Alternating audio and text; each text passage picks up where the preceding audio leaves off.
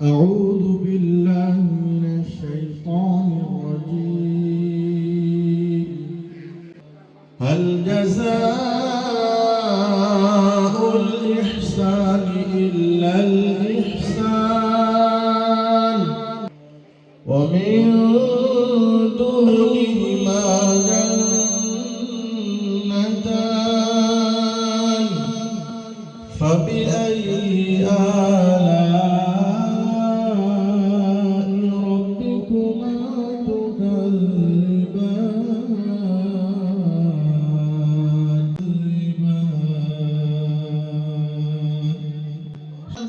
মানবতার সেবায় আরেকটি সফল উদ্যোগ বাস্তবায়ন করল আল ইয়ানা ফাউন্ডেশন বাংলাদেশ।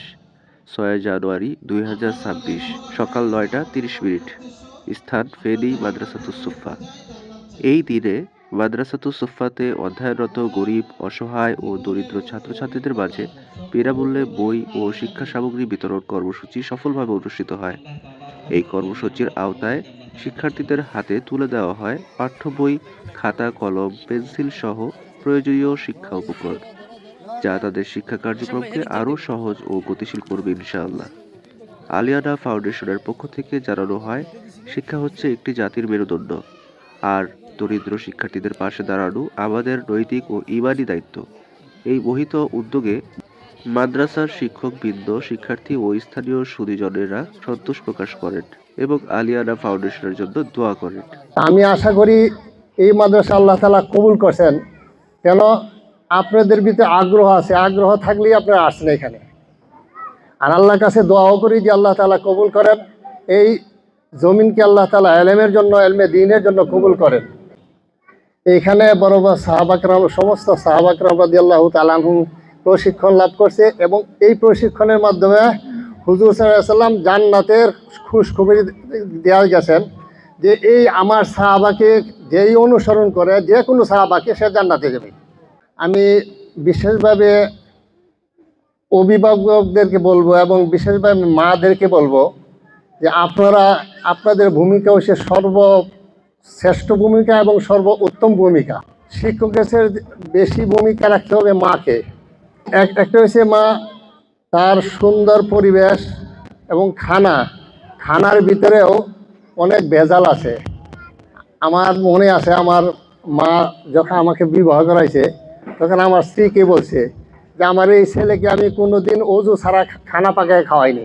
যদি অজু করিয়া পাক পবিত্র হইয়া খানা পাকাইতে হয় শীতের দিন, বুঝতেই পারেন যে মারা বুঝেন যে কত কষ্ট।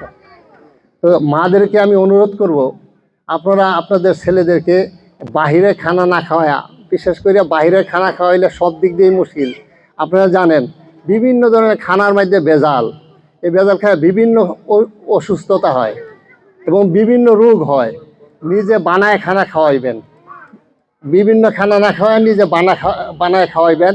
ইনশাআল্লাহ বাচ্চারা, আল্লাহ তাআলা এই বাচ্চাদের জেহেন ব্রেন খুলে দিবে এবং এই বাচ্চারা ভবিষ্যতে যারা মেয়ে আছে তারা দেখেন হযরত আয়েশা রাদিয়াল্লাহু তাআলা আনহা সবচেয়ে বেশি হাদিস বয়ান করছেন। তা আমি মনে করবো আয়েশা রাদিয়াল্লাহু তাআলা আনহার মতো খেদমত করবেন। বাচ্চারাও জান্নাতে যাবে। হাদিসের মধ্যে আসছে, মান সালাকা তরিকান ইয়ালতামিসু ফীহি ইলমান সাহালাল্লাহু তরিকান ইলাল জান্নাহ। যারা এলেম শিক্ষা করার জন্য রাস্তা অতিক্রম করে, আল্লাহ তাআলা তাদের জন্য জান্নাতের রাস্তা সহজ করে দেন। এরাও জান্নাতে যাবে, আমাদেরকেও জান্নাতে নিয়ে যাবে। সমস্ত মাখলুকাত, এবং হাদিসের মধ্যে আসছে যে সমুদ্রের মাছ পর্যন্ত তাদের জন্য দোয়া করে। কিসের জন্য দোয়া করে? যে তারা জানে তারা যখন দিনের এলেম শিখবে, তারা ইনসাফ কায়েম করতে শিখবে। সমাজের ভিতরে কোনো খারাপ ঘটনা ঘটতে তারা দিবে না, নিজেরাও করবে না, অন্য কেউ দিবে না। এবং সুমানের যখন আমাদের বাচ্চাদেরকে বানাইব, তখন সুসমাজ গঠিত হবে। আমরা চেষ্টা করব যে সুসমাজ গঠিত হইলে তখন সুন্দর এবং শান্তিপূর্ণ দেশ গঠিত হবে। আউযু বিল্লাহি মিনাশ শাইতানির রাজীম।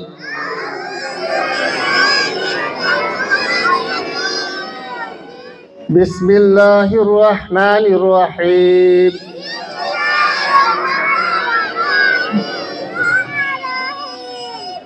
আলহামদুলিল্লাহি রাব্বিল আলামিন।